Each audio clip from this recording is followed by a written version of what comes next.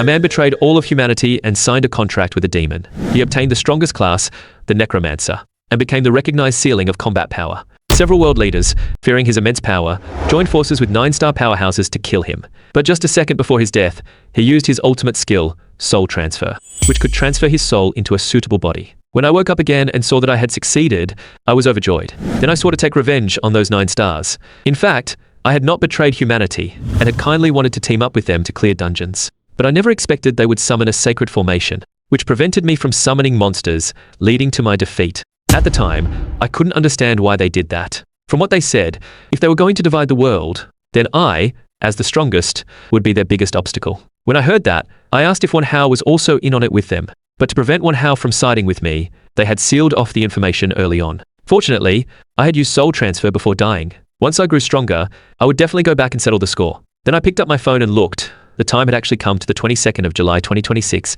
10 years later. It seemed this skill of mine was still not perfect. But most importantly, this body. I needed to see if it could still use magic. So I reached out and swatted a mosquito, then said to the mosquito, "Awaken." After waiting a long time with no reaction, I realized that I had no magic power at all. It seemed I would have to start over from the beginning and climb the Tower of Gods. Just then, I suddenly remembered something and quickly grabbed my phone. I searched and found that Wan Hao had just broken through to floor 800. I didn't expect those fools had only climbed 200 floors in 10 years. Now I needed to take advantage of their laziness and quickly climb the tower. With that in mind, I set off to challenge the Tower of Gods. After all, training outside the tower was useless. Although this body was still a rookie, my soul and memories were still those of the fallen star, Zhang He. The tower entrance wouldn't open until 1 p.m. The greed-filled people also rushed forward eagerly. Upon entering the tower, I came to the familiar beginner tutorial. I didn't expect I would have to go through this disgusting segment again, because this path was full of various traps. I had spent several days crawling and struggling through here back then, and this floor was recognized as the hardest among the first 10. So I first wanted to open my status panel to check, and found that my current attributes were simply unbearable. However, among the traits, one called Devour and Magic Body caught my attention. These were abilities I only had before my death. It seemed that traits and talents were determined by the soul, so I could take advantage of this beginner tutorial to improve myself. With that thought, I dashed forward, and soon triggered a magic arrow trap. But I still remembered all the experience and tricks I had accumulated, and dodged it with a quick movement. Then I heard many magic arrows being fired behind me. Although I could dodge a few using my past experience, after all, this body's attributes were too low. And soon I was hit by several arrows. I got up and gritted my teeth to continue forward. The next second, I was shot full of arrows like a hedgehog. I endured the pain and turned around to run back. Finally, just as I was about to pass out, I reached the starting point. Then the system would restore all my injuries. But I hadn't been charging forward mindlessly just now. The reason I became the world's strongest tower climber was because I possessed 2 important traits. One of them was Devour, which could directly devour a dead target and convert everything into my own abilities. The blood I had just shed could be considered a dead entity, and all the experience gained from the blood would become my abilities.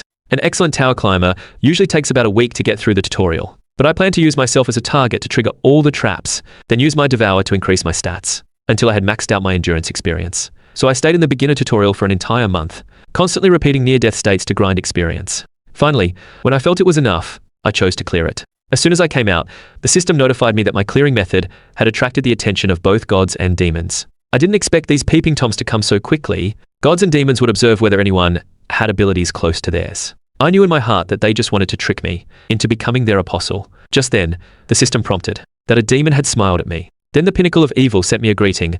"Long time no see." I recognized that title wasn't that Baal. This demon had also tried to make me his apostle in my previous life and had pestered me endlessly. But it was also because of that guy that I had obtained the soul transfer skill. Soon I received many notification boxes of being noticed. I blamed Baal, saying it was all because of you. Now everyone was starting to pay attention to me. After hearing that, Baal sent me an apology. Then Thor, seeing the pinnacle of evil's display, wanted to chat with me. The Monkey King also became interested in me. I told them to forget about making me their little brother. Baal seemed disappointed after hearing that. After they all quieted down, I prepared to check the results of this past month. As I opened my status panel, I saw that my experience bar was full. Then I gained multiple resistances, and I had even acquired magic power at this stage 1. The next second, the system notified me that I was about to unlock a new talent, but I already had the Devour talent. How could I unlock another talent? Then I saw 3 question marks below Devour, and realized that this trait was something the original owner of this body had possessed in life. Immediately after, I unlocked a trait called Versatile. With this skill, I would be proficient in all skills. Learning any skill would grant a certain level of proficiency immediately. During combat, I would gain additional bonuses based on proficiency. I was incredibly excited when I saw these effects. I knew that before my death, I had spent a great deal of effort and energy. to achieve the title of Master of All Trades. With this trait, wouldn't it be easy to achieve that? Soon Bale became curious about my status and wanted to view my status panel. I said I was going to the next floor, telling him not to get in my way and to get lost, but he shamelessly followed me into the teleportation gate together. Before entering the next floor, I first came to the training room. Here I could choose a weapon suited for my class. After choosing, breaking the ground would take me to the next floor. In my past life, after discovering I was a magic body, I didn't hesitate and directly chose mage, but this time, I picked up a bow and held it in my hand. I wanted to test how powerful this versatile trait really was. So I asked the system to generate practice targets, turned around and fired 3 arrows simultaneously, and all of them hit the bullseye. Seeing that was too simple, I asked the system to generate aggressive targets. The system warned that I had not obtained that class, and that aggressive targets could cause damage. I ignored the warning and told it to generate them anyway. Then several humanoid targets appeared before me, and immediately rushed at me in unison. I backstepped while firing 3 arrows, all of which hit the bullseyes on their faces. But the remaining targets seized the opportunity to get in front of me. The next second, I sliced them all in half with a single blade. I told the system to summon something stronger. Then the system generated giant targets. But before they could even look up, I took them out in one move. I picked up a pair of twin blades and took out the 2 behind me as well. Suddenly, 3 drones appeared behind me. I quickly dodged behind a shield to avoid their ranged attacks. During the interval between their attacks, I ran toward the weapon pile, just in time to test my main skill on them. Just as they were about to launch a second round of attacks, I struck first with a skill magic arrow, instantly shooting down all 3 drones. I didn't expect versatile to be this absurd. It felt like I had been using every weapon for years. Then the system notified me that I had achieved an accomplishment because I had used every weapon at least once in battle. I unlocked the Master of All Trades and was rewarded with 5,000 merits. I didn't expect Master of All Trades to be a class name. Although Master of All Trades was a powerful class, I couldn't give up my most advantageous class for it. My main class absolutely had to be that one. So I chose Master of All Trades as my subclass. But the system told me that wasn't allowed. I then realized that the selection was still on the lowest floor. I couldn't leave without choosing a class. So I prepared to use merits to unlock a subclass slot. Merits could be earned by completing achievements and could also be used through the system to change certain settings. The system was puzzled about how I knew this. I told it not to worry and just do as I said. But the prompt showed that unlocking a subclass slot required 5,050 merits. It seemed I would have to use Bale's name for this. I told the system that Bale, the pinnacle of evil, had revealed his identity to me and had also initiated conversation with me. If I remembered correctly, didn't first communication with a god unlock a certain achievement? After hearing that, the system indeed unlocked a new achievement, and I gained 200 merits. Then Bale acted spoiled and asked if he was great.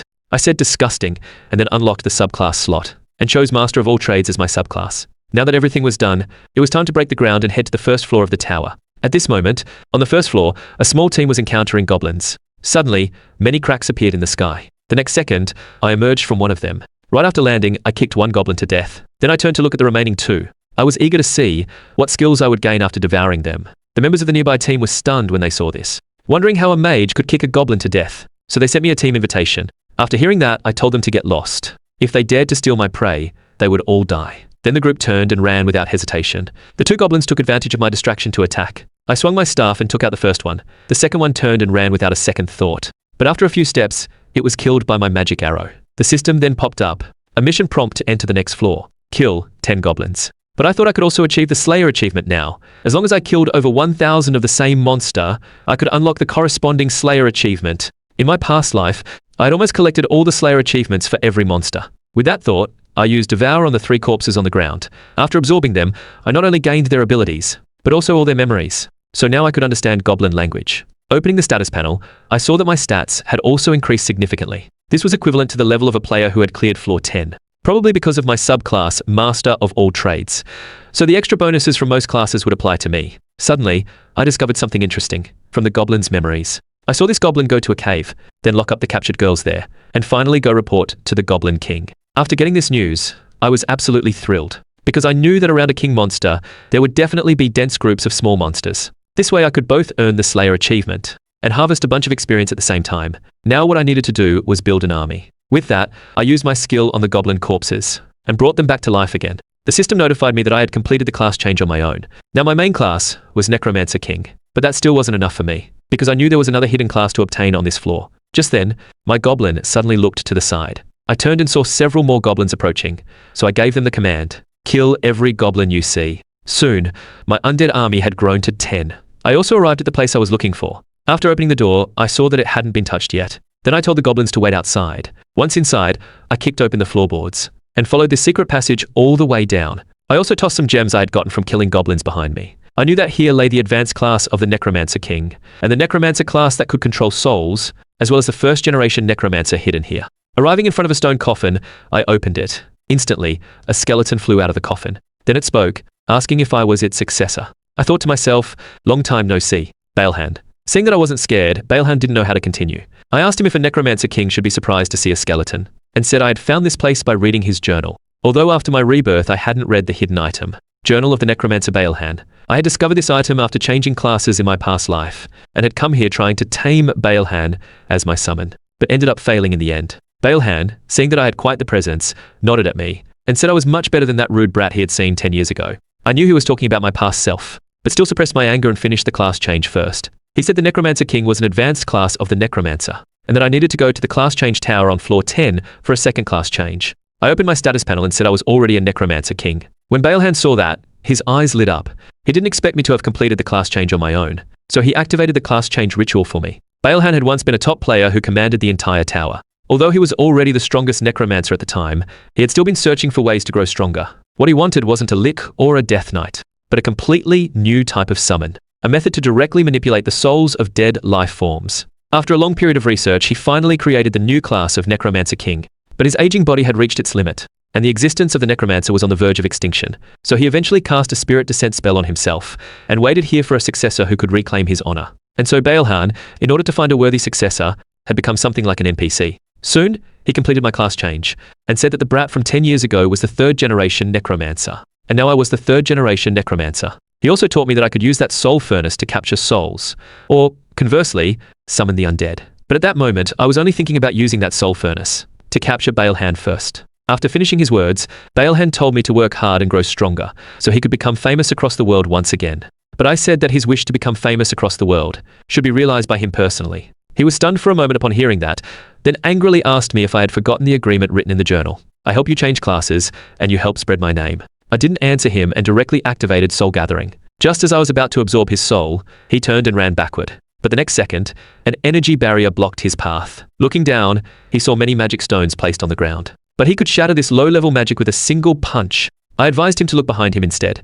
I had already placed magic stones all along the path I came from. Are you sure you can break through all the barriers before I catch you? Balehand was puzzled. How could someone who had just climbed to floor 1 have such strength and tactics? So he asked me who I really was. Although I had failed to capture him in my past life, this time I would finally catch you, Balehand. So should I still call myself the third generation Necromancer? Or should I change it to third generation? His heart trembled upon hearing this, realizing that I was the once fallen star, Zhang He. At that moment, my soul gathering began to activate, successfully absorbing Balehand into my body. I told him not to be too upset.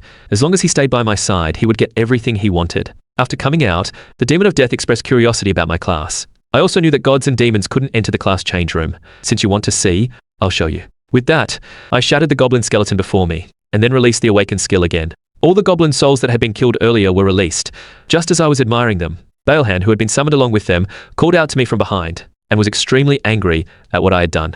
This was the first time I had seen him in his younger form, and he was actually a bit handsome. Seeing that I dared to underestimate him, the first generation Necromancer, he immediately wanted to teach me a lesson. But before he could even gather his magic power, the mana inside him instantly vanished. I told him not to waste his energy. Being able to speak now was because of my mana supply. Once that supply was cut off, he would disappear immediately. But even so, he still refused to yield to me. I asked him if he had forgotten what my talent was. Only then did he remember that my talent was Devour, and that previously overpowered skill as well. If he didn't pledge his allegiance now, he would be devoured immediately. After weighing the pros and cons, he asked what I wanted him to do. I pointed at the castle on the distant mountaintop, and told him I was going to defeat the Goblin King. Soon, I arrived at the outer perimeter of the castle, and immediately summoned all the goblin souls. These living goblins were no match for the undead souls. Soon, I reached the front of the castle's main hall. At that moment, I also decided to stretch my limbs. With a flash, I killed 7 or 8 in one go, and casually twisted one's neck off. I quickly fought my way inside the castle. Bale watched and even waved support light sticks for me. The Goblin King also heard the commotion outside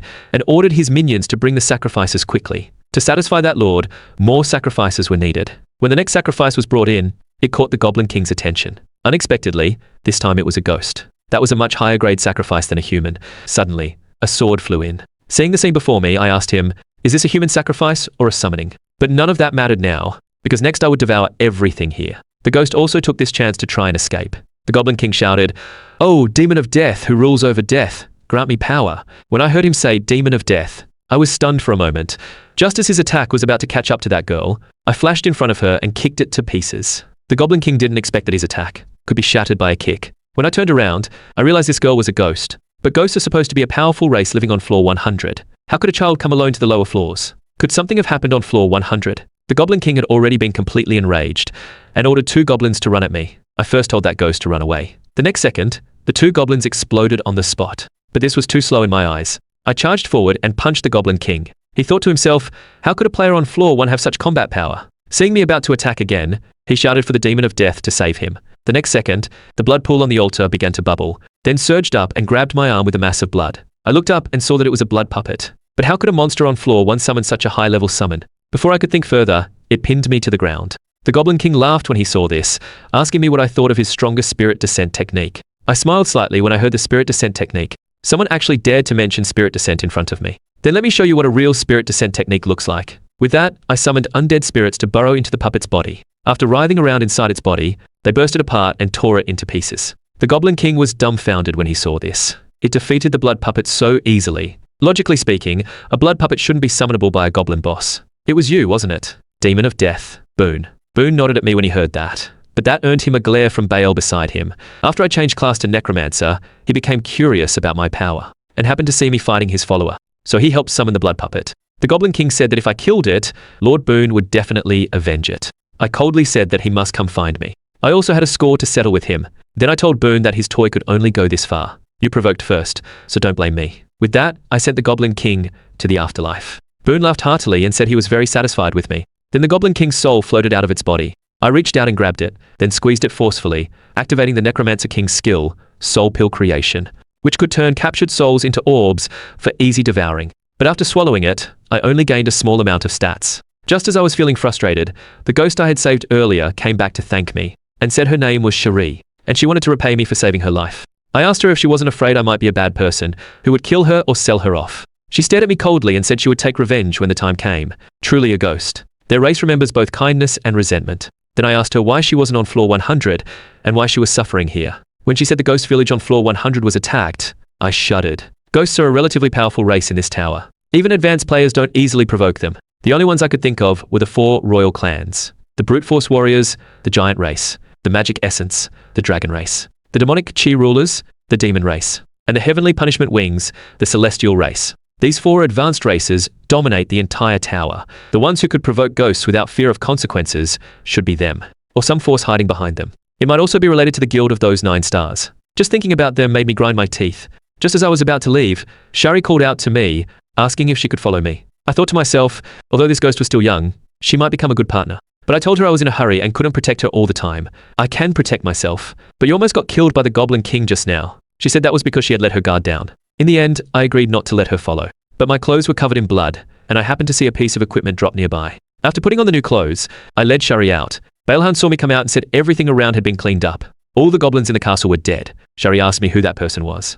Baelhan was surprised that this little brat could see him. Shari explained that some ghosts often deal with souls, so she could see spirits. After hearing that, I thought she was a special ghost, and considered devouring her to absorb her abilities right then. But on second thought, her abilities weren't mature enough yet, and she saw me as her savior. It would be better to keep her by my side and train her for now. Just then, the system popped up another prompt, asking if I wanted to accept the Monster Horde mission. I had come to fight the King Monster specifically for this mission, so under their surprised gazes, I clicked accept. Baal thought my decision was reckless, and many gods and demons sighed deeply at my recklessness. Only Boone said that if I achieved first place in contribution, he would give me a reward. Baelhan asked me why I was so eager to die, but that would be good, because then he would be free. I told him that even if I died, he would still be my slave. As I clicked the confirm button, the system notified that a large number of goblins were pouring into the village entrance, and also unlocked the safety mode for all areas on floor 1. Soon, everyone on floor 1 received the announcement. Just as they were preparing to head to floor 2, a massive teleportation gate appeared behind the forest. Then countless goblins charged out from it. While everyone was cursing about who accepted this mission, a pillar of light descended in the middle of the forest. Then I slowly walked out from it, warning them that whoever dared to steal my prey would be the first to die. With that, the 3 of us walked straight toward the teleportation gate. At the same time, I released undead spirits to fight, ordering them to kill every goblin in sight. Someone recognized this as a Necromancer King's skill, but isn't this only floor 1? How was it possible to change class? While I was enjoying the spectacle, Shari asked me if she could also fight. Of course you can, but you'll need to hurry. Those goblins are almost all killed by my undead. No problem, I have my own ways. With that, she began to summon something from her chest. I recognized it immediately as a dimensional space. Then she slowly pulled out a long blade from it. Just then, a goblin charged right at her. She timed it perfectly and drew her blade quickly. In combat mode, she was completely different from before. That blade in her hand was clearly not an ordinary one, and her sword-drawing motions were so practiced. A thought then crossed my mind. Could the attack on the ghost village have been targeting this kid right here? Just then, someone nearby called me brat and interrupted my thoughts. He demanded to know why I had summoned a monster horde here.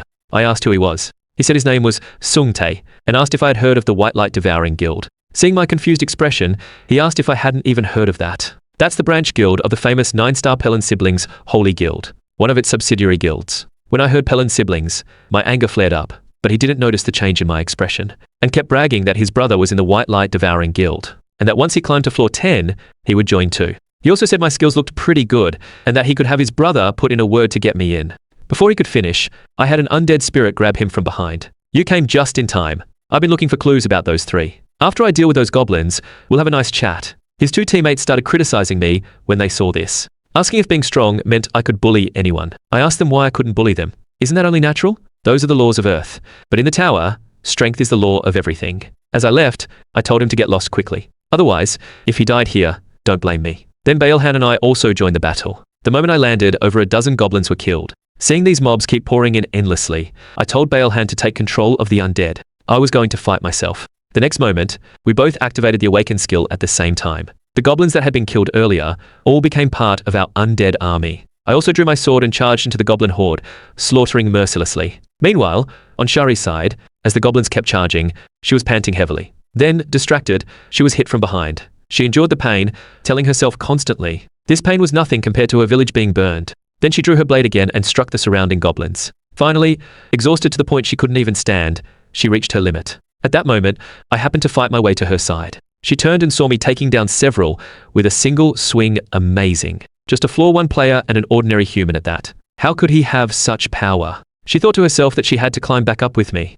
so she could avenge her village. Just as she was zoning out, a goblin charged at her. But before it could touch her, it was blown to pieces. Baelhan walked over and asked if she was okay. She trembled as she propped herself up, saying she could still fight. Baelhan could see she was full of resentment and couldn't help wondering what she had been through. After standing up, Shari asked Baelhan why he had saved her. Baelhan didn't quite understand what she meant. On the way here from floor 100, no one had been willing to help her. Not harming her was already a blessing. Are you also helping me for some purpose? Baelhan replied that he didn't really know himself. The undead soldiers would absolutely obey the necromancer, and said I was the one who told him to do it, adding that I ordered him to protect Shari while also achieving an accomplishment. With that, Baelhan turned and rejoined the battle. Shari clenched her longsword after hearing that. She thought I was the only one in this tower who had helped her. She decided she would do everything she could to repay me. Then she opened her dimensional space again. This time, she took out a mask. She slowly put it on, and her entire aura shifted once more, even emanating a towering killing intent. Baelhan, who had just walked away, turned back in surprise. Even I was shaken by that energy.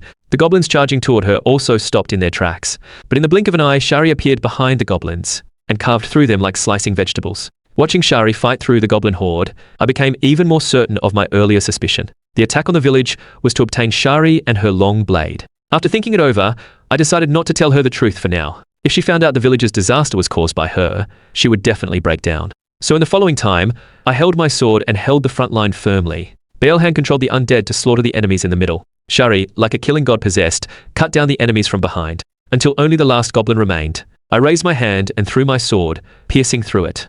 As the teleportation gate closed, the system notified us that we had successfully repelled the monster horde. After coming out of that state, Shari no longer had the strength to stand. I noticed in time and caught her, and told her she shouldn't have used that skill just now, with her body already at its limit. Seeing it was me, she blushed and said thank you. At that moment, we all received system notifications that we had cleared the monster horde, and the top 3 on the contribution ranking would receive rewards. I successfully achieved the Goblin Slayer achievement, all stats +5, and gained 500 merit points. Although all stats +5 wasn't much this time, the achievement reward would apply to all future stats gained. That meant that as long as I mastered various techniques through slaughter and devouring, the effect of this stat would be infinitely amplified. Then the system began distributing the ranking rewards. First place went to me, second place to Shari, and third place to Baelhan. I didn't expect Baelhan to get a reward too, so I told him to hurry up and hand it over to me. Since he was in an undead state, he couldn't use it anyway, so he just gave it to me. But then Shari also wanted to give me her reward. However, I immediately became cautious. I said I had been betrayed once before.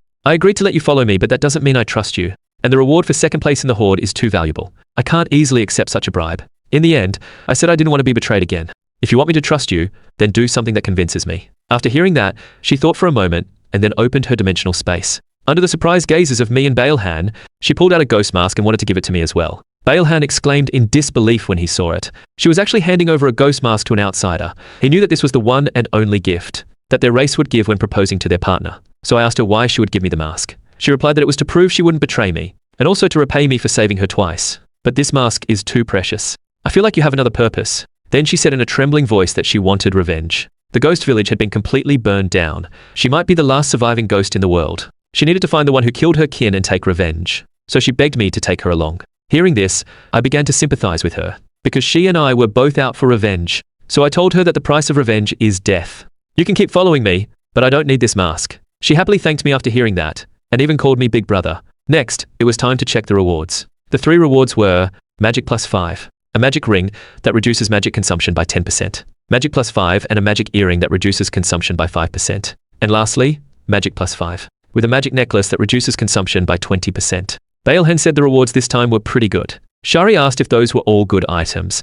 Why did they only have magic attributes? I explained that for a necromancer who maintains an army with magic, these items were perfect. With these 3 pieces of equipment, I could increase the quality and quantity of my summons by 45%. After equipping them, I asked the air beside me, "How long are you going to stay silent, Boone? You didn't think I forgot about your reward, did you?" Boone said he wanted to speak with me privately, so we went to an empty tavern. As soon as we sat down, I told him to stop stalling and hand over the reward. The next second, a purple pillar of light appeared in front of me. When it faded, a ring was revealed. I picked it up and prepared to check its stats. After seeing the stat information, I froze in place. They both saw my expression and asked what was wrong. I stammered that this ring actually had demonic energy. When Baelhan heard demonic energy, he was so shocked his diaper nearly got wet. As a mage type, he was all too familiar with demonic energy. That was the exclusive attribute of the demon race, one of the 4 royal clans. And this ring directly added 10 points of demonic energy. Normally, to obtain demonic energy, you could only become a slave to the demon race, and slowly gain power from them after becoming a demonized human. Even a difference of 1 point would be very noticeable,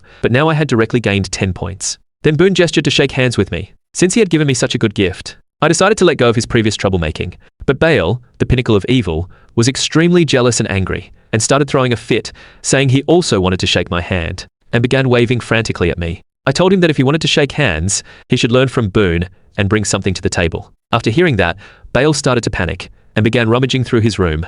Then he fell into deep thought. Finally, he said he would assign me a task. I was taken aback when I saw that, and asked if he was serious. Tasks given by demons were no ordinary treasures, but I still forced myself to stay calm and said, "Since you're being so sincere, I'll reluctantly accept." Then I received Bael's task. The condition to complete it was to make my name or nickname famous, before reaching floor 100. If I failed, I would have to begin the trial to become Bael's apostle. The reward would be a corresponding secret manual, based on the items I needed. I thought that if I had a demon's secret manual, I could make just about anything.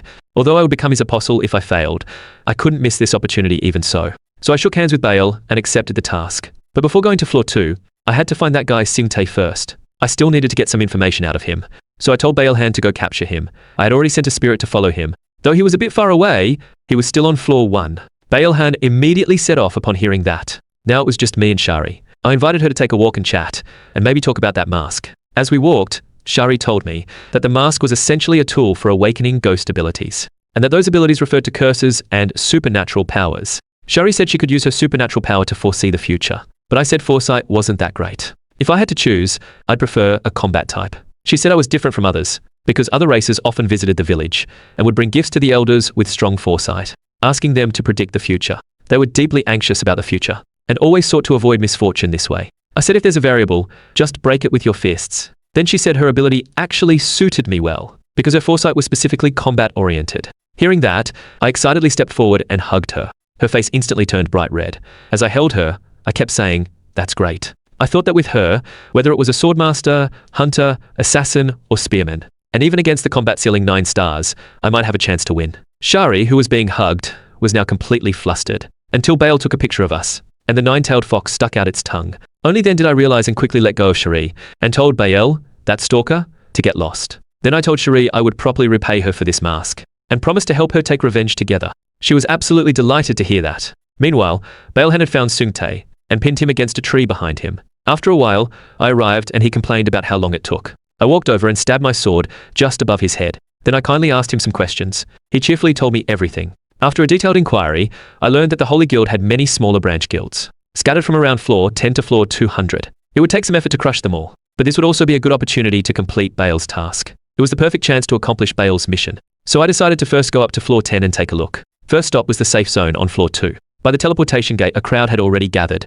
They were especially shocked when they saw me come out, because I was wearing the ghost mask. Immediately, they came up to invite me to join their guild, and asked what my name was. I thought to myself that if I said my name was Zhang He, it would definitely cause unnecessary trouble. So I told them to call me Ghostface. With that, I turned and left the place. Some tried to chase after me to ask my real name, but were stopped by their friends. They said there were many people on Earth who committed crimes and then fled into the tower to hide. I knew that hiding your true face and name in the tower was common. Now, through the rumors of defeating the horde and wearing this mask, I had already caught people's attention. Seeing that my goal was achieved, I left and went to the wilderness of floor 2. This time, the entry mission was to kill 10 goblins and 10 goblin warriors. Seeing that the mission was so simple, I handed it over to Balehan and told him to bring them back alive, and preferably catch a few for Shari too. I wanted to use demonic energy for an experiment. If you want to see it, hurry back. Balehan, full of interest in demonic energy, immediately set off. At this moment, I stared at the ring on my hand, feeling nervous. I never expected to obtain demonic energy this way. Now, let's test its performance. Oh, 4 royal clans, grant me the power of the demon race. The next second, a purple flame appeared before us. I thought this must be demonic energy. Just then, a goblin suddenly charged out from the nearby bushes. Perfect timing to test the demonic energy's power. So I controlled the energy and sent it flying toward the goblin. But it was too slow, and the goblin dodged it. However, just a tiny graze from the demonic energy would instantly turn the target to ash. But the real point came next. That was infusing demonic energy into the undead spirits. With that, I began to attempt it. Halfway through, I found that the undead couldn't withstand such powerful demonic energy. So I reduced the 10 points of demonic energy to 1 point, diluted it, and successfully created an undead fused with demonic energy. Even I didn't expect it to be this easy, because no race other than the demon race had ever used pure demonic energy before. So no one knew that demonic energy was actually that easy to control. Just then, Balehan returned and saw the demonic energy infused undead. He said I really lived up to being his disciple, such great skill. But then I suddenly thought that if I had to infuse demonic energy every time, it might not be practical in actual combat. Looking at Balehan, an idea came to me, so I began to compliment him on his ability to summon undead. Balehan, your skills are indeed much better than mine, and you're also excellent at commanding battles and arranging summons. Before he could even feel happy, he realized he was already surrounded by demonic energy. Then I began to infuse the demonic energy into his body. If I infuse demonic energy into your soul, then the undead soldiers you summon will also carry demonic energy, right? And your soul is much stronger than a goblin's. I'll infuse all 10 points of demonic energy. With that, I began the infusion. Shari worriedly asked me if this would cause any problems. I told her not to make a big deal out of it. The first generation necromancer won't die from just this much demonic energy. At this moment, Balehan was enduring immense pain, saying that once he got out, he would tear me to pieces. I told him that if your abilities could reach a level that threatens me, then I'd be more than happy. After a while, the last trace of demonic energy was also infused into him. Balehan also felt the powerful demonic energy surging inside him. I felt very pleased seeing this. Balehan, you are now my strongest demonic spirit soldier, but Balehan said I had made a big mistake this time. That is, I shouldn't have created a summon stronger than myself. This is a fatal error for a necromancer. Seeing him like that, I picked up, and I also happened to want a strong opponent, to test the power of this mask. As soon as I finished speaking, Balehan began to summon undead, and every single one of them carried demonic energy. But now, in my eyes, their speed seemed to have slowed down by dozens of times. So this is the world seen through Shari's eyes. The next second, I flashed and killed the 3 undead before me. Balehan couldn't even see how I made my move, but at this moment, I had already clenched my fist and appeared in front of him, and punched him right in the face. Shari, worried, came over to check. I told her not to worry. The undead are not harmed by fists and feet. Balehan said that ordinary people's punches and kicks are fine, of course, but being hit by me still hurts a lot. Then Shari asked me if I had just used the mask's ability. I told her yes. At that moment, I felt the whole world slow down. But Shari said that what I experienced was probably a side effect of failing to use the ability properly. My heart trembled when I heard side effect, so I quickly asked her what would happen if used correctly. She said that slowing down the enemy's movements is the most basic effect. Besides that, you should also be able to predict their movements. I excitedly hugged her and asked what I needed to do to reach that level. I can't really explain it either. I can just use that ability naturally. After hearing that, I sighed. I almost forgot she's a genius among ghosts. So for her, it's as natural as breathing, right? Then she asked me if I felt dizzy. She said that ghosts who haven't trained properly and use special abilities usually feel dizzy and nauseous. So even she can't casually use her precognition ability. Finally, she said that I probably hadn't actually used it, which is why I felt nothing. It was at this moment that I realized I had been too proud and full of myself lately, thinking everything would go according to my plan. Thanks to Shari's wake-up call, I found my original intention again, but Baelhan was sulking on the side. He was thinking, wasn't he supposed to be the strongest necromancer? How did things turn out like this? Shari saw this and ran over to comfort him. Only then did Baelhan's pent-up emotions get released. But soon I interrupted him. Why is one goblin missing? If you don't hurry up and catch it for me, I'll crush you into a soul pill and devour you. Soon, after he caught it, we completed the second floor's mission. Then we smoothly cleared the third floor. Then the fourth floor. Before long, we reached the fifth floor. Now rumors about me had also begun to spread, but the latest news said that Ghostface had been in the forest on floor 5 for 3 days already. It seems that guy's level can only handle low-level goblins. You should know that the goblins on floor 5 can shoot poison needles. Meanwhile, I was kneeling on one knee as if setting up some kind of formation. Just then, a goblin came from behind and blew a poison arrow at me. But Shari blocked it, and even showed a very creepy expression. The goblin felt she was quite a freak. Baelhan also silently appeared behind the goblin, then summoned an undead spirit above its head. With a light raise of his hand, the undead sent the goblin to the afterlife. But when he came down to check on Shari, he heard her muttering, "How dare you attack Big Brother from behind?" Baelhan quickly sensed something was off. Why was Shari smiling so terrifyingly? Baelhan called out to her a few times, and she finally snapped out of it. She wondered why she was holding her sword and chuckling to herself. At that moment, I stood up and told them I was finally ready.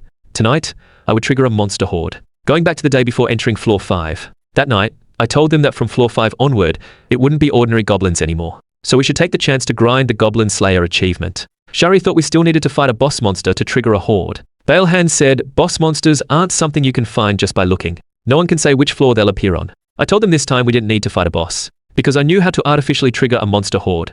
Both of them shuddered when they heard that. If such a method really existed, it would have already spread throughout the tower long ago. I said I had discovered it by accident myself.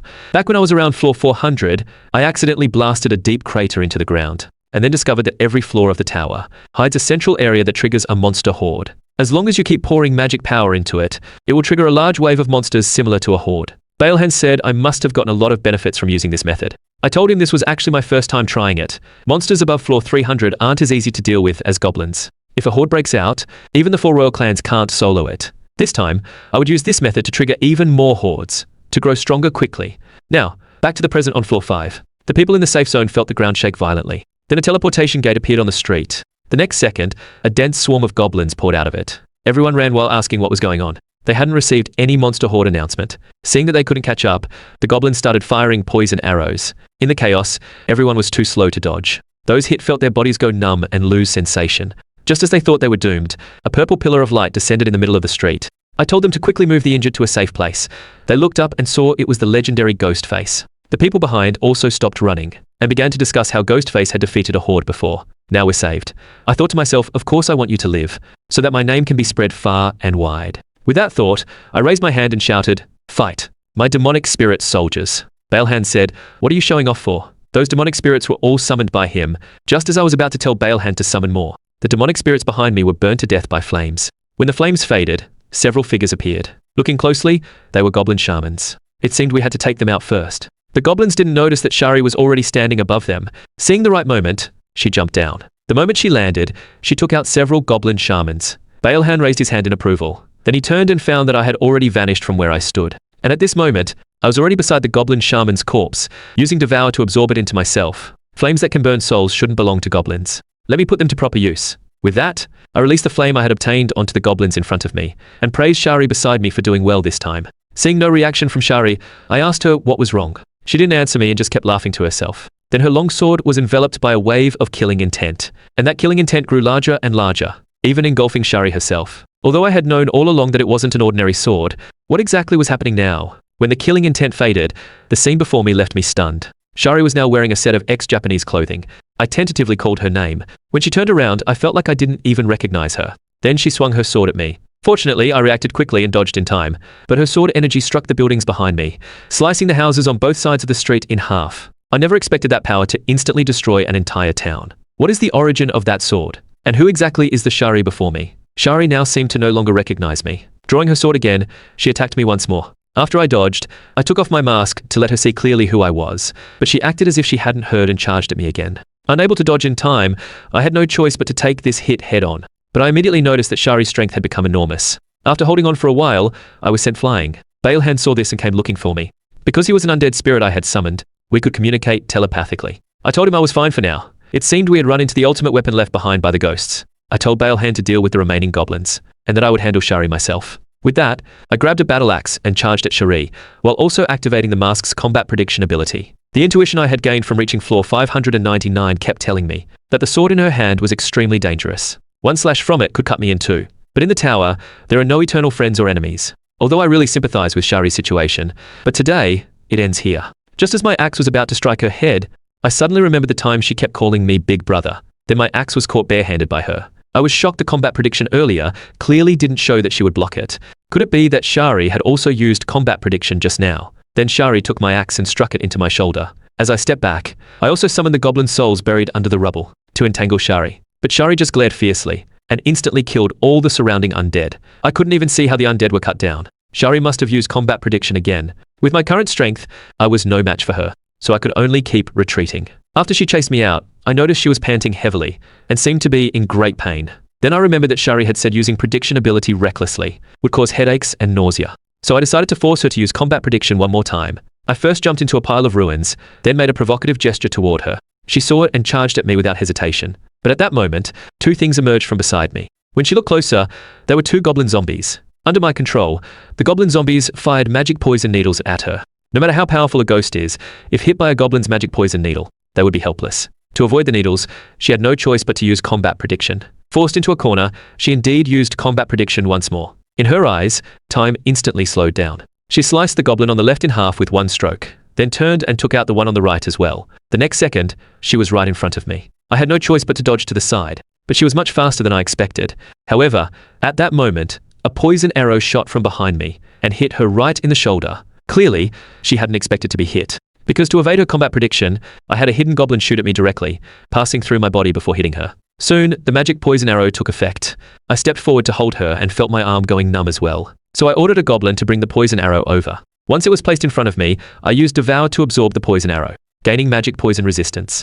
At this moment, Shari had entered her own consciousness. When she opened her eyes, there was only that sword in front of her. Then a man appeared and asked her, "Are you the first wielder of this dragon blade?" Shari saw that he also had two horns on his head and asked if he was also a ghost. The next second, that man pressed the dragon blade against her neck. "You're only half right, kid. Don't say I didn't warn you. If you ever draw this sword recklessly again, I will devour you directly." When she opened her eyes again, she found me carrying her on my back. Then she learned that we had arrived at the safe zone on floor 6.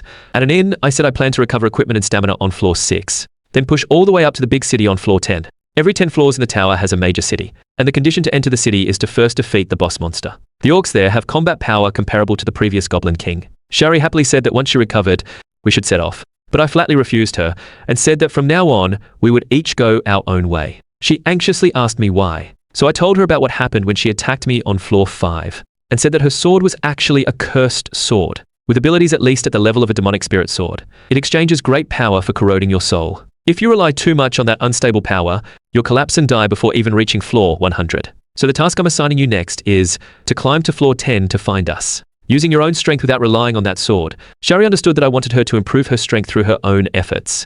After understanding this, she firmly told me she would work hard. So after coming out, we prepared to part ways. To prevent passers-by from noticing she was a ghost, I gave her my cloak and told her I would stay on floor 10 for a long time to handle some matters. We would wait for you there. No matter how long it takes, we'll wait for you. A few days later, the scene shifts to floor 9. At this moment, I was fighting a group of orc warriors, but in my eyes, they were just monsters with a bit more HP. Otherwise, they weren't much different from goblins. I told Balehan not to forget to capture undead. We need to make some orc undead soldiers. Looking at the corpses on the ground, he said that triggering monster hordes had become routine. But he actually found it quite enjoyable. Then he said I was being too cold-blooded. How could I not mention Shari at all? That kid is strong. No matter how difficult the task, she'll grit her teeth and see it through for revenge. Then I said I still needed 3 more to unlock the achievement, and told Balehan to hurry up and catch them for me. Hearing my commanding tone, Balehan was furious, and asked if my parents never taught me to respect elders and be polite. I told him I had no parents at all. I was an orphan raised in an orphanage, and that guy Wan Hao was from the same orphanage as me. Balehan assumed my rudeness was due to a lack of love growing up. I told him to get lost and catch those orcs for me. Soon, after killing 3 more, I achieved the Orc Slayer achievement. Then we arrived at the challenge room on floor 10. The system prompted that I needed to defeat the Lord-class monster here first. If I failed, I would be forcibly sent back to floor 9. Just then, a panel caught Balehan's attention. He had never seen this before. It looked like a historical record leaderboard. I teased him that his name wasn't on there. Balehan said mine wasn't either.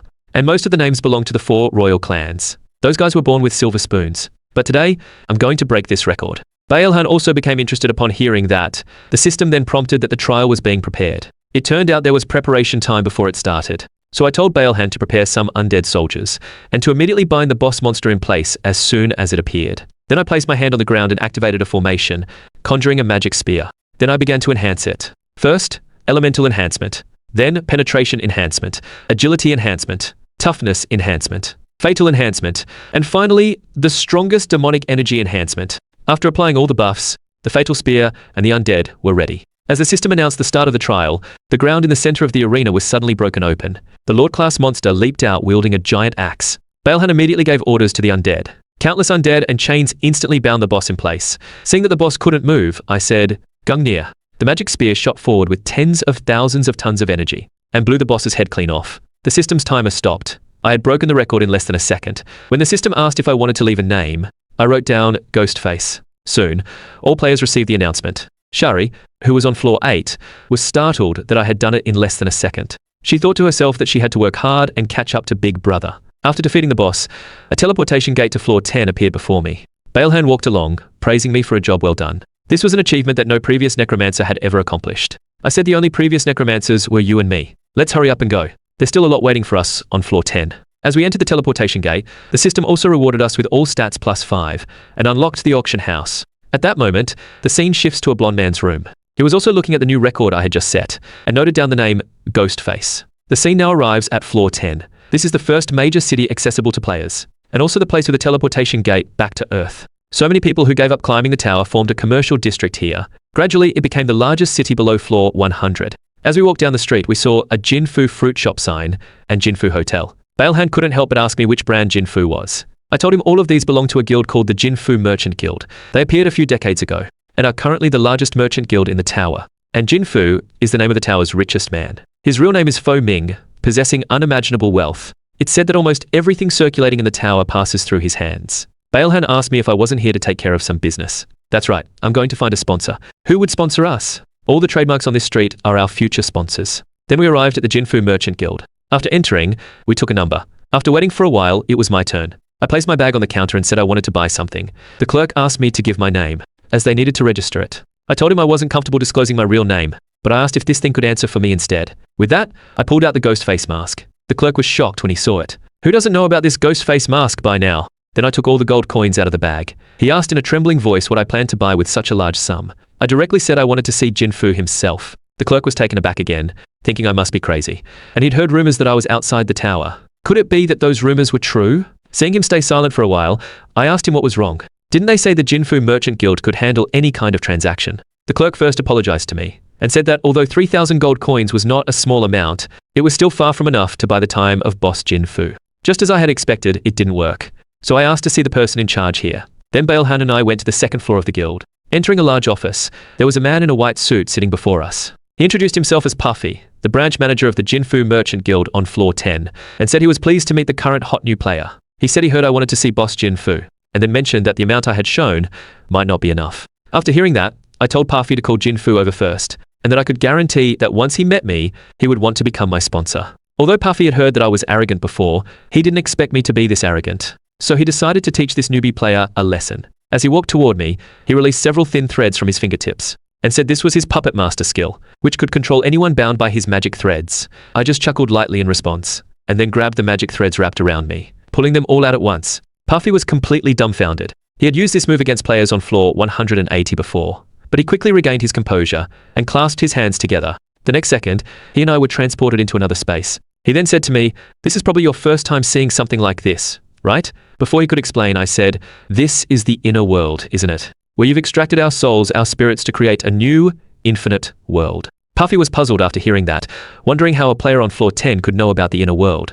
He then said that if I could defeat him here, he would arrange a meeting with Jinfu. With that, he summoned many magic threads to bind me, but I wasn't the least bit flustered, because my soul was still the once fallen star, Zhang He. Then I asked him, "Haven't you noticed yet? Your skills don't work on me at all." His magic threads were easily broken by me. Seeing this, Puffy thought to himself, how could my soul be so strong? This level of strength should belong to players above floor 200. But his abilities clearly went beyond that. As he snapped his fingers, the water around me began to churn. Then one by one, puppets began to surface, more and more until I was completely surrounded.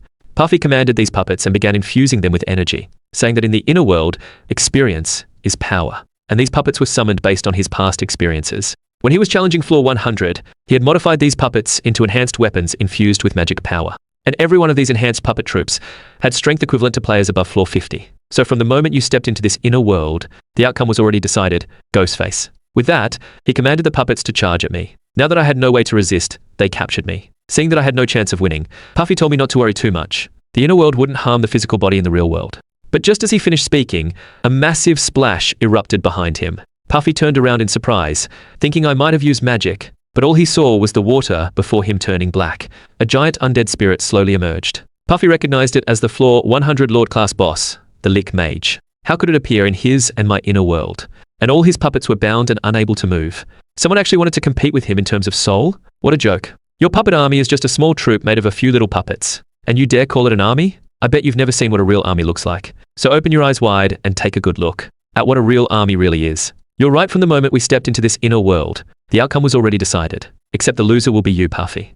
With that, all the lords I had defeated in my past life appeared behind me. He only recognized a few of the lords up to floor 100, most of the monsters he had never seen before. But the terrifying pressure was like the arrival of the apocalypse. Finally, with his scream, we returned to the real world. I walked over and asked him if he remembered our bet. Now go introduce me to your boss, Jinfu. After being taught a lesson, he dropped his earlier arrogance and respectfully took the letter I gave him. He said that if Jinfu didn't reply, there would be nothing he could do. I told him to just deliver the letter to Jinfu and that his boss would definitely reply to me. Puffy said he would contact me as soon as there was any news. By the time everything was settled, evening had arrived. I couldn't just sit around while waiting for Jinfu to come find me, so I headed to the White Light Devouring Guild's estate. At that moment, two receptionists in the lobby were chatting idly, saying that after getting this month's salary, they would buy new gear and climb the tower. They were also complaining that the guild made them stay on floor 10 to man the hall. Who would dare to storm the gates of a guild under the Holy Guild? But just as they finished speaking, I pushed the doors wide open. They immediately looked at me with devout expressions and asked what business I had.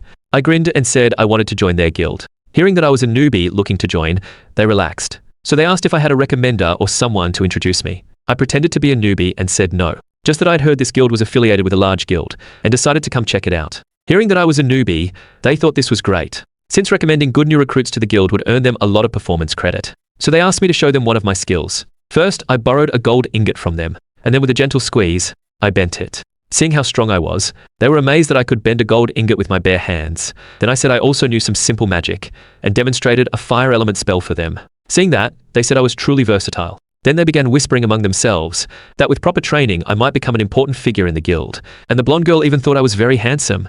At this moment, I thought to myself, the timing should be about right now. No sooner had I thought that than an explosion sounded from outside. A person ran in shouting that something terrible had happened. A ghost monster had appeared outside and was wreaking havoc on the estate. Now all players above floor 50 needed to resist it.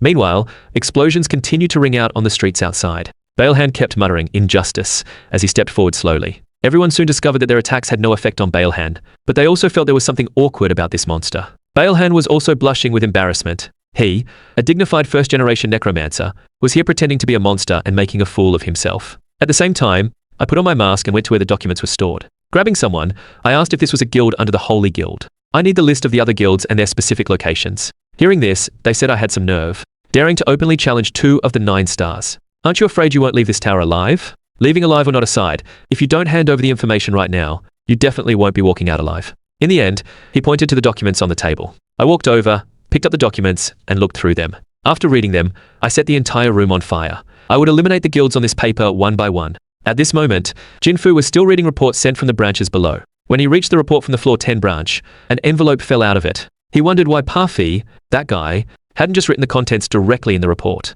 and had specifically written him a separate letter. But when he saw what was inside, his pupils instantly dilated, and he couldn't help but say, "Ghostface, how do you know about this?"